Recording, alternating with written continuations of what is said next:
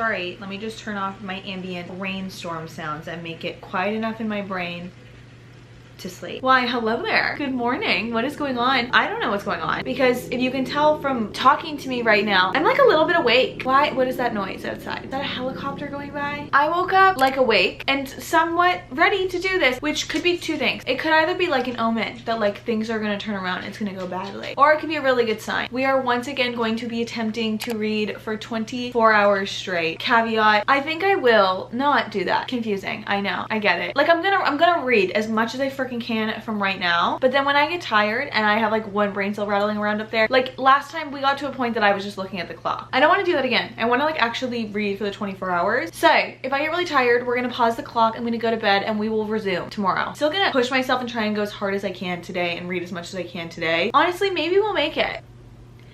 Like, now I'm lying to you and myself. We'll see. Don't ask me why we're doing this again. I don't have a great answer for you. I don't. I don't even have a good one. Maybe I'm just a masochist. It feels like that sometimes. No, honestly, the only reason that we are thinking about doing, not even thinking, you set your alarm, babe, you're up. You're filming, you're doing it. Is that there are so many books on my physical TBR that I want to have gotten to, I want to read, and for some reason my little brain was like, well, if you're reading for 24 hours you have to get to at least a couple of them. So here we are reading for 24 hours. How many times am I gonna say 24 hours in this? Take a shot every time I say 24 hours. Actually don't, because you might be hospitalized soon. Good goodness. It is 6 in the morning. We're about to start the alarm. We're gonna read for 24 hours straight. I think I'm gonna start with This Summer Will Be Different by Carly Fortune. I read Maybe at the Lake in a day last year. It was like the first book I ever read in a day. I sat down with the intention that I was like, I want to read a book in a day. Never done that. Did I love it? No. Did I like it? Not really. At the moment I probably gave it a 4 stars, which is very generous of me. If I thought about it now, that book was like a 3 star, 2.5, 3 star. I definitely rated it higher back then, because if you think I'm a generous rater now, you should have seen me a year ago. I honestly didn't think I would pick up her release this year, but it's actually based in PEI, which is where I spend summers with my family and have since I was little, and The Girls from Toronto, which is where I'm from. I never have read a book with PEI as a backdrop. And PEI is literally my favorite place in the entire world. It's like the coastal beach place in Canada, at least for me. It's beautiful, it's amazing, and I think it would be a beautiful backdrop for a book, and I've never really seen one based there. A lot of people love Carly Fortune books, so maybe it's gonna surprise me. It's 5:59. I have to start in 1 minute. And just like that, we are officially going to start our alarm, and we're gonna read for 24 hours straight starting now. Let's get into it.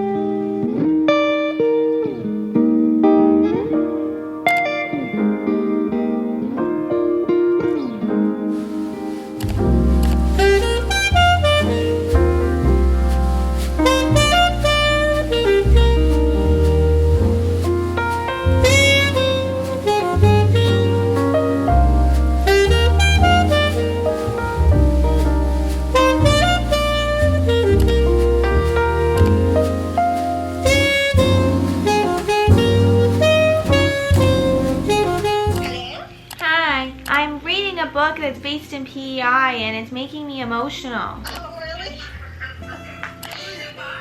Carly Fortune. The girl's from Toronto, but she spends summers in PEI, and it's like in its post-hurricane. Really? Yeah. So wait, maybe I should read it. I know, I'm gonna bring it. They've talked about everything. When she was flying into the Charlottetown airport, she had a really good quote. Yeah. I've always liked flying into Charlottetown. You exit the plane right onto the tarmac, which used to make me feel like a celebrity. The airport itself is teeny tiny. There's one baggage carousel and your suitcase is in your hand within 15 minutes of setting foot on PEI soil. So I head straight for the Cow's Creamery cow statue to wait for my luggage. The cow is life-size and cartoony, black and white with a pink snout, and it always makes me smile, but it's nowhere to be seen. Can I help you find something, sweetheart? Islanders truly are the nicest humans. No, but thank you. I just noticed the cow is gone. It's a shame, isn't it? Renovations. I miss Wowie too. I didn't know he had a name. Yeah, Wowie Cowie. On PEI, we head to the beach so we can drink in the maritime air. Neither of us have been here since the hurricane when Teacup Rock disappeared into the Gulf. Aw, yeah. Yeah. Oh wow, so I'll definitely read it. The main character lives on Queen Street East, like right beside where I live. It's just like you, yeah. I know. Driving in from the airport and passing signs for like Hunter River and stuff. Oh right. Yeah. Stay with us. I know.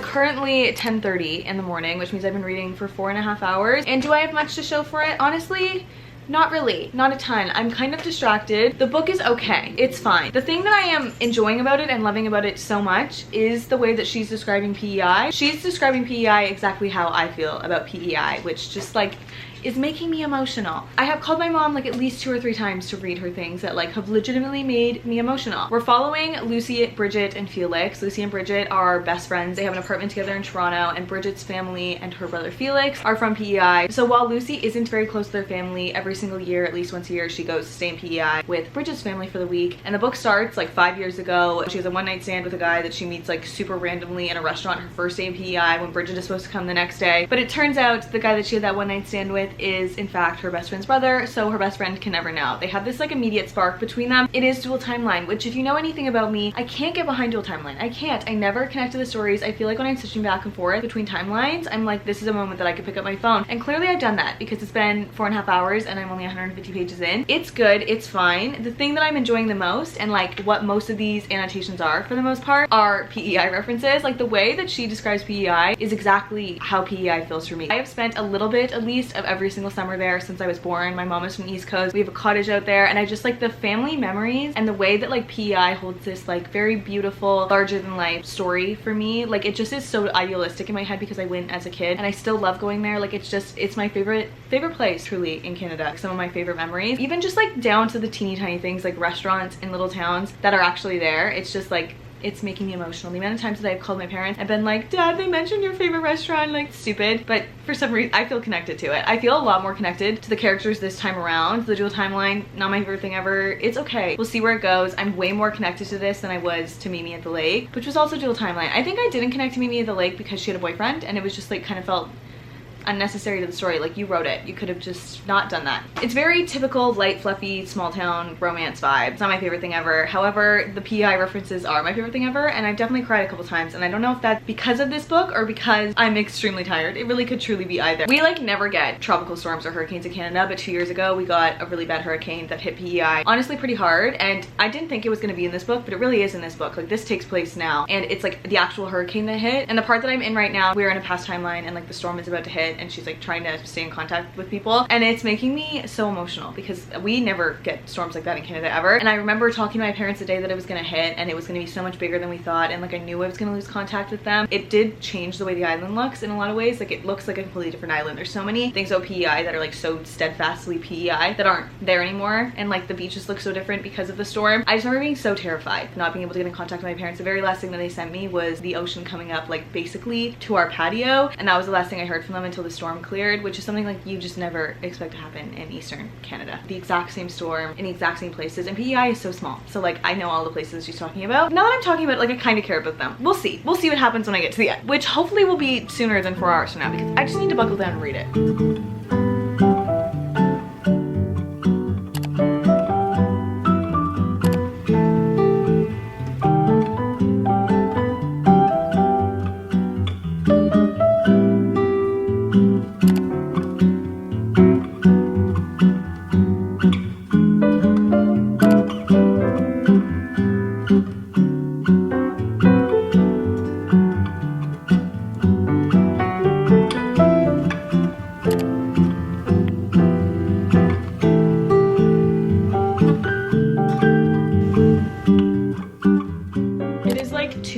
Now, so this feels like a timely decision. I feel like I kind of have a routine when it comes to filming these videos now. I read one book and then I take chance on like a really good long walk, and then I come back and I start the second book. That's kind of the vibes that I've been in. I did come home and just stare at a wall for a little bit, you know, because sometimes you need that. I'm definitely not as like mentally into this challenge as I tend to be. I think it's because I told myself that I was gonna let myself go to bed, and I'm also not being as hard on myself about how much I actually can read. I'm trying to do it like in an enjoyable way. What a novel fucking concept. I wanted to call this Just for the Summer. I wish I just read Just for the Summer for the first time. This summer will be different. 1 book down, 8 hours down. Honestly, it surprises me how much I can read in 24 hours when I like sit down and do it. I feel like sometimes I can't get through a book in like 5 days. And then I do this and I'm like, why? A year ago, Maddie, if you told a year ago, Maddie, that it's 2 p.m. in the afternoon and she already read an entire book, she would be shocked. These videos are always so shocking to me. I'm gonna leave my full ratings, reviews, all of that for the very end of the video because I feel like I kind of need time to like sit on them and think on them, because when I finish a book I'm always like, I want to rate it high, but then when I think on it I'm like, maybe it's not a 5-star. This isn't a 5-star. I know that right now. And also like for time's sake, so that I'm actually reading the 24 hours and not just like yapping to you, which I would do the whole time realistically. I think this hit the way that it did and was like so emotional and such an enjoyable reading experience for me because I connected to it so much. Like, I don't know how many times I can go on the tangent about how much I love PEI. I've never read a book with the backdrop of PEI, and not only was PEI the backdrop of this, it felt like a character. Like, it was such a driving force in this story. I hate to say it, my mood changed a little bit, okay? I went in thinking it was gonna be fine. Like, I think I went in with like little to no expectations, and then I was tired when I started it and I was like, it's fine. I liked it. I did. I actually really liked it. Like, I felt connected to the characters. I liked this story. It had like a good amount of emotional depth. It was convenient, it was quick, but like, what do you want from a 300-page romance? I know that like the average person who's reading a little 300-page romance doesn't want their heart emotionally ripped out and stamped on every single time. I get that. That's a me problem. That is a me problem. I think for a standalone romance, like typical romance that like you could just buy at a drugstore when you're going to the beach for the day, this is perfect. Like, I can imagine my mom picking this up and loving it. She's read some of my more like deeper, more emotional reads and been like,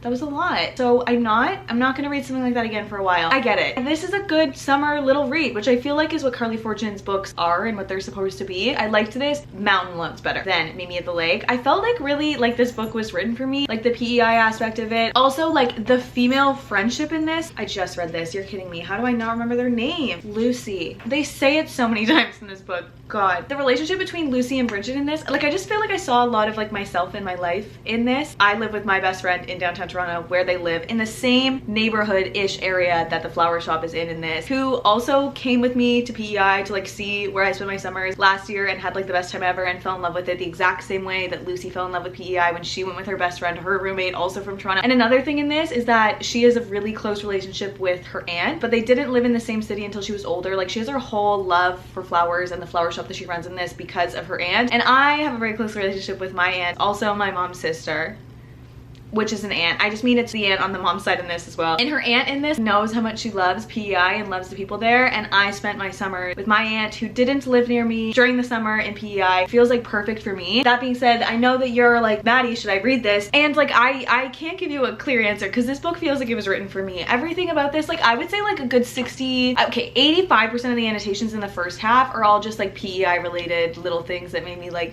I know where that is. Later on in the story, I was more connected to them. I don't know how much you would like, I don't know. I feel like I can't tell you how much the average person or like even myself would have liked it if there wasn't for the PEI-ness of it and like how connected I felt to the story. It's good. If you're looking for like a cutesy little typical romance, there's nothing jaw-dropping in this. It's kind of convenient. Things happen like quick. I will say they do communication in this fairly well. I feel like miscommunication can be like the catalyst in what makes a book bad, and like when it mattered, the communication was there, I found in this. If you're looking for a book like this, like a little like read by the beach book, this is great, but like don't go looking for beach read or for like something by Abby Jimenez and like pick this up. But as a standalone romance, I liked it. And I am probably gonna make Rachel read this summer when I bring her back to PEI. It is like 2 in the afternoon. I haven't made great progress on the day. Truly have not made great progress. However, I feel like I have a decent amount of brain cells. I'm about to consume some caffeine, which I have not yet. It might be why I'm talking at the snail of a pace.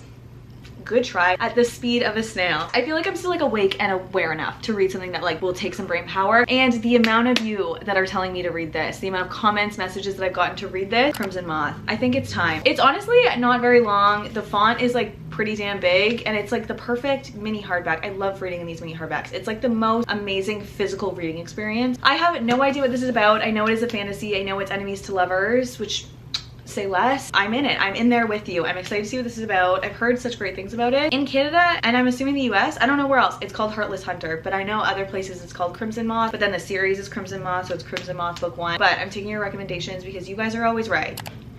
You guys are 90% of the time right. You know my rating tastes very well. And while I still have some brain cells kicking around up there, may as well try some fantasy.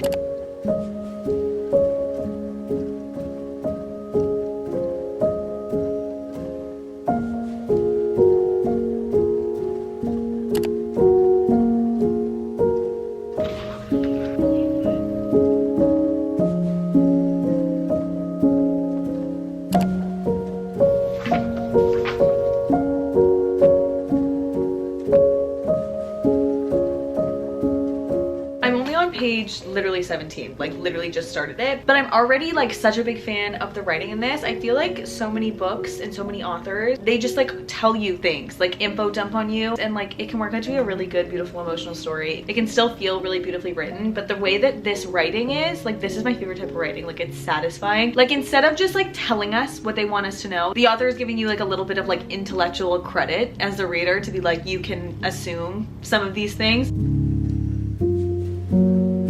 It's dual POV. And just when I thought this couldn't start any better, we're getting dual POV. We're getting dual POV. 23 pages into this, and I can already say the enemies to lovers is going to enemies to lovers. This is gonna be so good.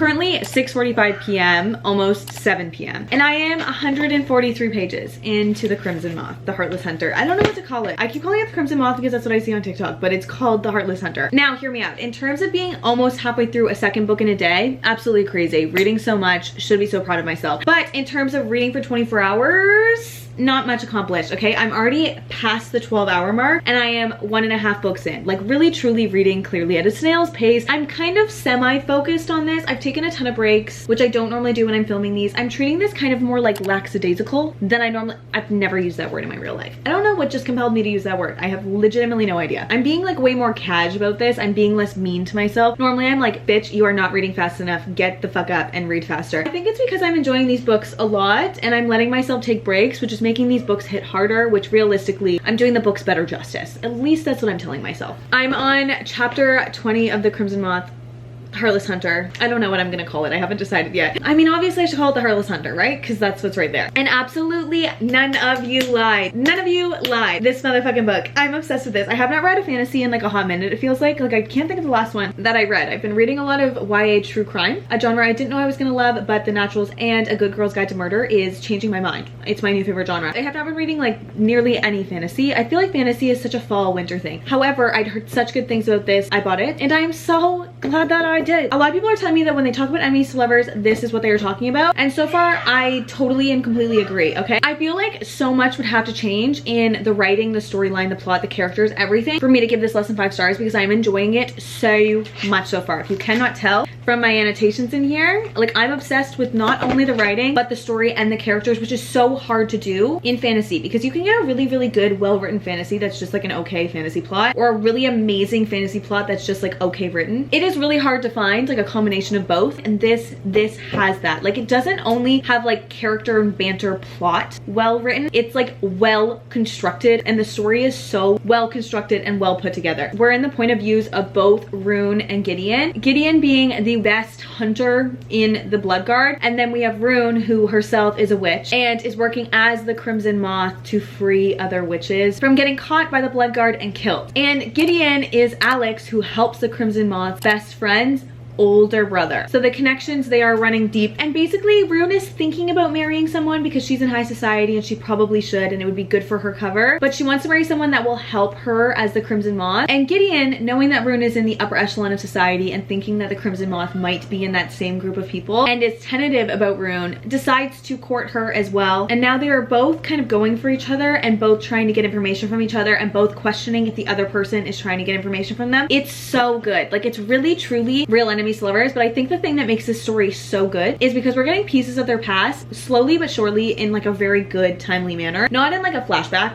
energy, but just in a like you're learning things about them as you go, how you normally would in a book. When you're in each chapter, I feel like you flip-flop which side. Like normally I feel like in a fantasy it's like you have this main character who is a strong main character, but they're on the fritz of society, they're doing something that they probably shouldn't be doing, and it's because someone's oppressed, it's because of something, and they're always right? And it's like you have this person who grew up like indoctrinated by this feeling, so like that's why they're enemies. However, with this, it doesn't really read like that. Like we have Rune, who obviously is like, don't kill witches, let's not kill anybody, but then you have Gideon and you're slowly unpacking why he ended up on the Bloodguard and why he thinks what he does about the witches and why he's okay with killing the witches and how he's so okay with what his job is and the trauma that he's gone through. And when you're in either of their chapters, you're like, yeah, when I'm in your head, I understand why you think like that and I can justify it. And it's not like a silly little enemies to lovers. Like, I obviously don't know how it ends, but I mean, it's advertised everywhere as enemies to lovers, so I'm assuming that's where we're gonna go. But the enemies to lovers isn't like, oh my god, I'm obsessed with her, she's so pretty, and oh my god, he's so big and brooding, and like, wow, he's so attractive, but I hate him. It is like, yeah, obviously we're attracted to each other. Why do I want to make her smile? And she's like, why do I feel sparks when I'm with him? Like, it's not just like surface level enemies to lovers, like attracted to each other. This story is so well constructed. I'm so excited to see where it goes. I'm hoping I can hunker down and finish this sooner rather than later, because my god, I am reading at an absolute snail's pace. And I will say it is because I'm enjoying these books and giving them the life that they deserve and annotating as much as I want. Chapter 20 of The Crimson Moth, and I'm obsessed. I'm sniffing we might get a 5-star read. I'm sniffing we might. I'm thinking we might.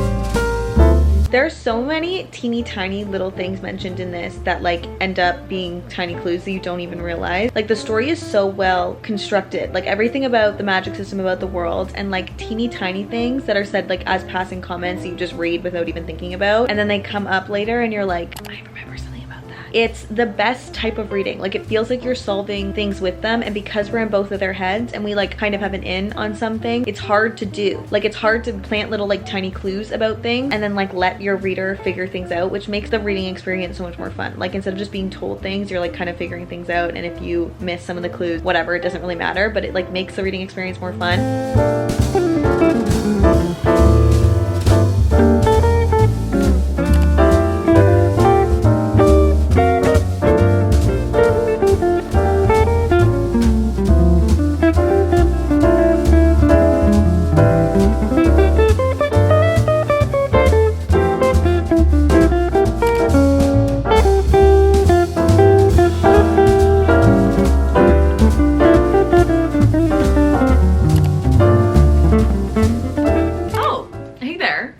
I did stop the timer last night, like right after midnight, which was exactly when I finished The Heartless Hunter. I honestly kind of feel like I'm cheating. I feel like I cheated. This doesn't feel hard. The other times that I've done this, I have been like literally grasping onto my life force. Did it take me exactly 12 goddamn hours to read this book? It did. If there's one thing that you guys know about me, I feel like I convey it. Maybe I don't. I'm really hard on myself when it comes talking to you guys. Like, I want to do a really good job, and I was really going into this like chill, whatever I can read, I can read. And then I got like 12 hours in and I was 150 pages into this, and I was like, no, you suck. You suck. And I do still kind of feel like I suck at this challenge. This doesn't feel like a true hard 24-hour challenge. Like, I don't feel as accomplished as I did at the end of the other ones. But at the end of the other ones, I would walk downstairs the next day like a zombie, and Rachel would be talking to me and I would like not hear her. So like, mental health wise, this is probably better. I do kind of feel like I'm failing you. I'm gonna be so for real. This taking me 12 hours to get through feels wrong. However, no, I don't. I want to say it's because it's really good and I was annotating a lot and the story was really good and I was really in it, which is true. It shouldn't have taken me 12 hours. I took a lot of breaks. Okay, that being said, it is the next day. We have 6 hours left. I finished The Heartless Hunter last night. I was gonna get my opinions and thoughts like right away last night, but I was conflicted on how I was feeling about it, and I've slept on it, and I think I have a good idea of how I feel about this. I did love it. I loved it. It wasn't what I was expecting, but like, not for better or for worse. Like, it just wasn't what I thought it was gonna be. I thought it was gonna read, I want to say more witchy, but like, it's really witchy. That's not what I mean. I went and watched like some other people's thoughts on it on TikTok before I went to bed last night because I was curious if my head was in the same place as other people. And I saw someone say this is like Bridgerton meets Salem witch trials. I could not agree more. It was so good, but it was so not what I was expecting. I think that's kind of what threw me for the loop. It was so intriguing. The whole magic system in this world is these witches that have previously ruled the town, these sister queens that have previously ruled the town. This entire magic system is fueled by blood. So witches would essentially cut themselves, use the blood, and then they would get a silver scar from using their blood to do magic, and they would share blood with each other. Stronger spells needed fresher blood from other people, and any blood that you used on a cut, it would turn into a silver scar. And this world is really well built out, and the storyline was really well built out. I think what made this so good and so intriguing was that they both had very valid reasons, traumas and experiences that put them on the path that they were on, that ended up being the path that coincided with them together. And when they were hearing each other's point of views, they both could understand understand sympathy. It was so well done. The plot line was really complex, but it pulled forward. You know when you read the first book in a fantasy series and you're like, why did you mention that? Like it didn't end up mattering in the end. It always ended up mattering. And obviously we don't have all the answers because this is gonna be a series, but nothing feels like unfinished or untied. Like I feel like we got a lot of answers, but we're still on a cliffhanger. I really enjoyed this story. Honestly, I'm really glad that I stopped at the timer and I didn't go in to keep reading. Well, I'm not. I feel like I failed you guys in terms of the 24-hour video, but I'm glad because I'm going in with like a better headspace. And what I read next, I feel like I'll have like more brain cells to process it. I know I said I was gonna leave full ratings and reviews to the end. I obviously didn't really do that for this. I'm gonna think on it a little bit more. It gave me 5-star feelings, and while I'm thinking it's between a 4.75 and a 5, I can't figure out what I didn't like or what would dock that 0.25 of a star. I'm gonna think on it. Maybe my opinions will change when I've thought on it more. It's currently like a little bit past noon. I'm about to restart the timer. I'm gonna go into Good Girl Bad Blood. I listened to the Good Girl's Guide to Murder. I was just gonna say podcast. This is about a podcast. Love that. Audiobook when I was on a road trip the other day, and I listened to it on like 2.5x speed to get through it, and I could finish it on the road trip. It was really good. Audiobook was really good, and I've also heard the audiobook for this is really good, which is the only reason that I'm tentative to read it and not do the audiobook. Maybe I'll do a little bit of both. I have discovered a newfound love for the YA true crime-esque genre. I'm loving this series so far. I'm excited to see where it goes. I did buy the entire box set of this. It was almost 100 Canadian dollars for these 3 books. Stupid. Did I question buying it? Absolutely not, because everything that's come out in this world they still have in hardback, and the idea of these like miniature hardback trilogy and then the reappearance of Rachel Price and 5 Survive, I did buy all of them. I think this will like capture me enough that I can sit down for these 6 hours and just like try and hammer through it and maybe not get distracted, and then maybe at the end of this I'll be a little bit less mad at myself for the breaks that I took yesterday. I also don't think I'm going to annotate this one. I don't annotate a lot of thriller true crime-esque books. I'm not in it for the romance, and that's usually what I'm annotating in other books. It's like, that was cute. And I also didn't annotate the first one because I listened to it on audio. It just feels like the right thing to have them all not be annotated. Maybe if I have like a really good theory about what's gonna happen in this, I'll write it in the margins and then we can converse if I was right. It is 12:19 right now, and I'm just gonna start it again now, and we're gonna read for 6 hours and conclude our 24. I feel like I failed you guys. It feels not hard enough. It feels too easy. Doesn't feel like much of a challenge. I don't know.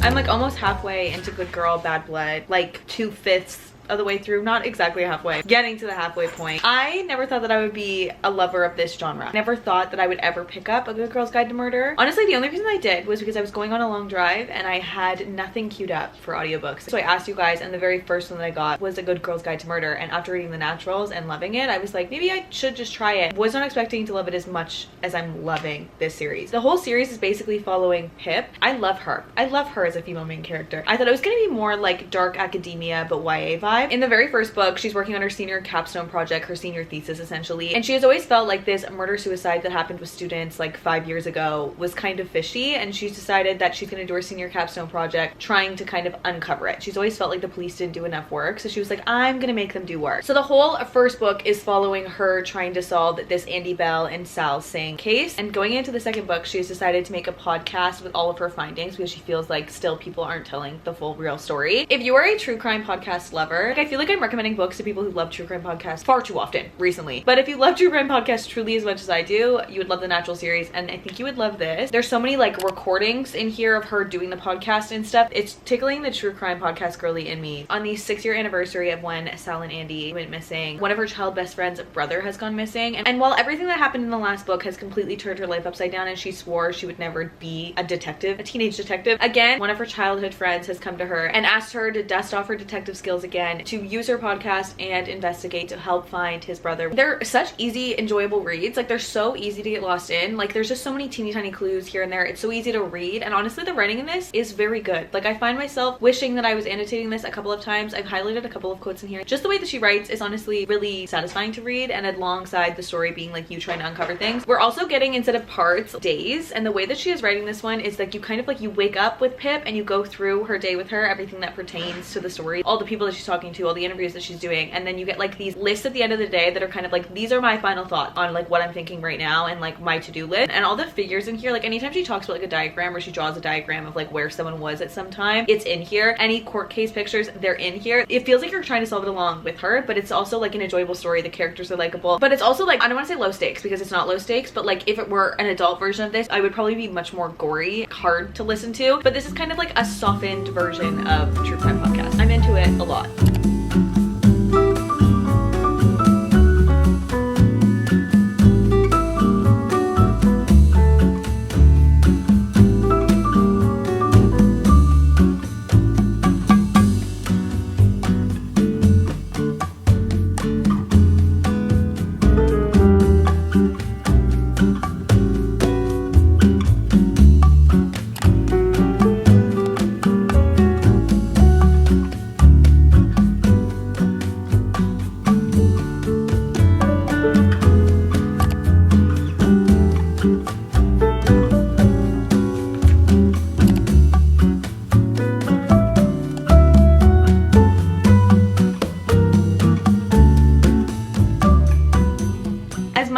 Harping on the time in this video, with literally 1 page left, 1 page to spare, the 24 hours went off. So we have officially read for 24 hours, and I read almost exactly 3 books on the dot, 1 page off. Couldn't have been more perfect timing. Feels like a very beautiful end. I think I'm still gonna say full thoughts and opinions for tomorrow, because if I'm honest, I still feel like I'm operating at one singular brain cell. I feel like I read This Summer Will Be Different 8.5 years ago. I loved this. I liked it even better than A Good Girl's Guide to Murder. I didn't guess any of it. There were lots of clues, and the world and the story is very big, but I did not guess any of it. And like, it was emotional. It made me cry at times. I loved this story a lot. I'm gonna go have a nap, and I will talk to you right now in a second. It'll be a little bit for me, but right now for you. And we'll have all of the numbers and everything in. Okay, we're back, we're recovered, we're like one fully slept human once again. In the end, we ended up reading 3 books in pretty much totality. I think I did mention it, but I literally had 1 page left in the Heartless Hunter when the timer went off. So as much as it was kind of messy, and I was kind of like hard on myself about like timing and how much I was reading, it timed up very well. The numbers are in total, the time the 24-hour clock was running, I read 1,133 pages, which like, I thought this would make me read more. I think in the last one, I read like 1250, and in the first one 11 something. This might literally just be the number of pages I read in 24 hours sitting and reading. I'm not the fastest reader on the planet, never claimed to be, although these videos do definitely make me feel like an exceptionally slow reader sometimes. But I guess somewhere between 1100 and like 1300 is probably an accurate representation of how much I read and realistically pick up my phone and like do things if I were to sit down for 24 hours straight. We started with This Summer Will Be Different by Carly Fortune, which I'm kind of like 50-50 about, because I went into it with little to no expectations. Like, I truly thought it would be like a 2.5 3-star read, which is so low for me. I never go below a 3. I never really go below a 3.5. I thought this was gonna be like bad. Now, did I like it so much because I felt so connected to it, because I saw myself in it, because I feel the very similar experiences in the exact same place? Maybe. That might have been why. Take with that what you will. I think I'm going to settle on giving it a 4. I like it so much more than I was expecting. I've thought about it a little bit since putting it down, but then since moving on, a day or 2 passed, reading 1 or 2 things, it's not stuck in my brain. I don't remember a lot of it, but I remember enjoying it. Do with that what you will. Then the second book, To a Good Girl's Guide to Murder, Good Girl, Bad Blood.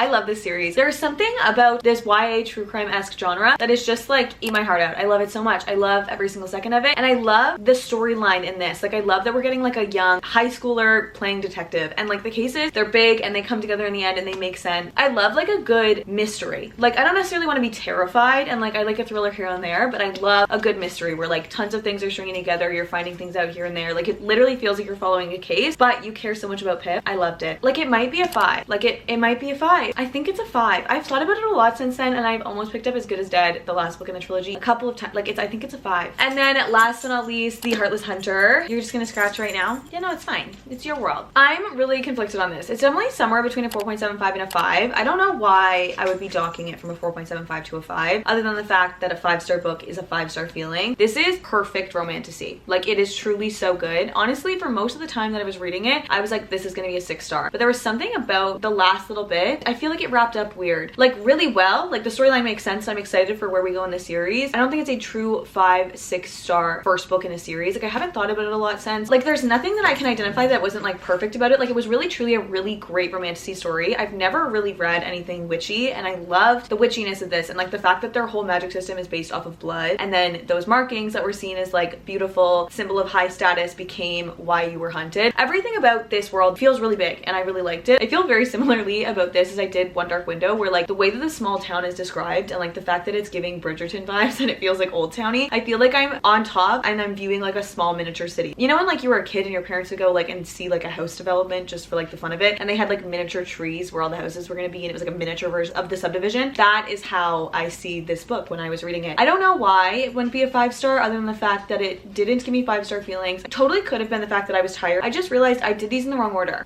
I read this second, and Good Girl Bad Blood third. So it was Good Girl Bad Blood that I had 1 page left when I finished. I think I'm gonna settle on giving it a 4.75 right now. I think I am. Like it might be a 5. Like the story was perfect. I recommend this to literally anybody. I just don't know if it gave me 5-star feelings, but it might have been that I was so tired. I think 4.75, whatever I settle on, will be on the screen right now. Because it had everything I wanted in a 5-star romantic. I just don't know if it was a 5-star. Apart from the fact that I literally forgot what order that I read these in. 24 hours is up. I feel like it went pretty well. I feel like it was easier than it should have been. Like I feel like less accomplished as I do doing the like staying up all night 24-hour challenge. But I also like was a functioning human the next day. So give and take. You can't win them all. And I want to say that I'm never ever gonna do this again, but considering you're watching this right now, my third one, I'm probably lying. Let me know if any of these books are on your guys' TBR or what you thought of them. And let me know if you've read them, if you think the 24-hour challenge like affected how I read them and how I rated them. Because this could be a 5. For some reason, it just doesn't feel like everything about it was perfect. I don't know. And I'll see you in the next one. Love you. Bye.